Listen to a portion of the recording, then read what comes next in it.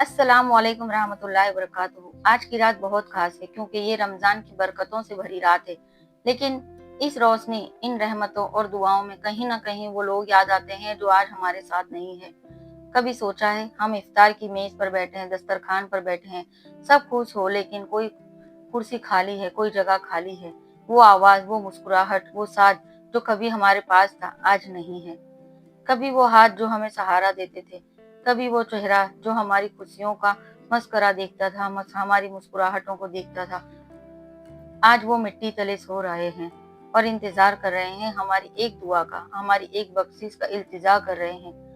आज मैं आपको एक ऐसा अमल और दुआ बताने जा रही हूँ जो उन प्यारों की कब्र में रोशनी बन सकती है, उनकी तन्हाई को खत्म कर सकती है, उनके लिए सुकून, रहमत और मगफिरत का जरिया बन सकती है।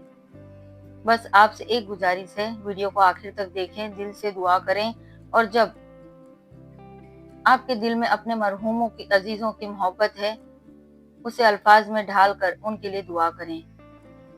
मेरे अजीजों, प्यारे भाइयों बहनों, कब्र में एक बार जाने के बाद कोई भी लौट कर नहीं आता, मगर उनका हिसाब किताब जारी रहता है और उनके हिसाब को बेहतर बनाने का एक ही जरिया है हमारी दुआएं। अल्लाह के रसूल सल्लल्लाहु अलैहि वसल्लम ने फरमाया, जब इंसान मर जाता है तो उसके अमाल खत्म हो जाते हैं सिवाय 3 चीजों के: सदकाए जारिया, ऐसा अमल जिससे लोगों को फायदा पहुंचे, लोग उससे फायदा उठाएं, और नेक औलाद जो उनके लिए दुआ करे। तो आइए उनके लिए दुआ करते हैं। पहला अमल, सबसे पहले 3 मरतबा दुरूद इब्राहिमी पढ़ें ताकि दुआ अल्लाह के हुजूर जल्द कबूल हो। दूसरा अमल है 3 मरतबा सूरह फातिहा पढ़ें और उसका सवाब अपने मरहूम अजीजों को हदिया करें। तीसरा अमल, 3 मरतबा सूरह इखलास पढ़ें क्योंकि ये कुरान की 1/3 के बराबर और उसका अजर बेहद अजीम है। चौथा अमल, अगर मुमकिन हो तो सूरह यासीन पढ़कर दुआ करें क्योंकि हदीस में आया है कि ये मजीद मरने वालों के लिए बाइस रहमत बनती है।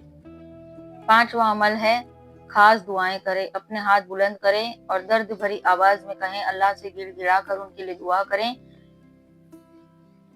या अल्लाह, जिन्होंने हमें उंगली पकड़कर चलना सिखाया, जो हमारे हर दुख दर्द में हमारे साथ थे, जो हमारे लिए रातों को जागते थे, वो आज तन्हा कब्र में लेटे हैं। या अल्लाह, हमारे माँ बाप, हमारे भाई बहन, हमारे वो अजीज जो इस दुनिया से जा चुके हैं, उन सबको माफ कर दे, उनकी कब्र को जन्नत का बाग बना दे। अगर उनसे कोई गलती हुई हो तो तू उनकी खताओं को मिटा दे, उन पर रहमत फरमा और उन्हें जन्नतुल फिरदौस में आला मकाम अता फरमा दे। या अल्लाह, अगर वो कभी किसी पर जुल्म कर बैठे हो तो उनके बदले नेकियां लिख दे। अगर वो कर्जदार दुनिया से गए हैं तो उनके कर्ज को खुद अदा कर दे। अगर वो रोए थे तो उनके हर आंसू के बदले में उनके लिए मगफिरत लिख दे। या अल्लाह, हमें नेकी की तौफीक दे ताकि हम उनके लिए सदका जारिया बन सके। हमें ऐसा बना दे कि हमारी दुआ उनके लिए रोशनी बन जाए, हमारी इबादत उनकी कब्र में राहत बन जाए। या अल्लाह, हमें भी वो लम्हा ना दिखा जब हमारे लिए कोई दुआ ना मांगे, हमें वो दिन ना दिखा जब हम दुआ के मोहताज हो और कोई हमें याद ना करने वाला ना हो।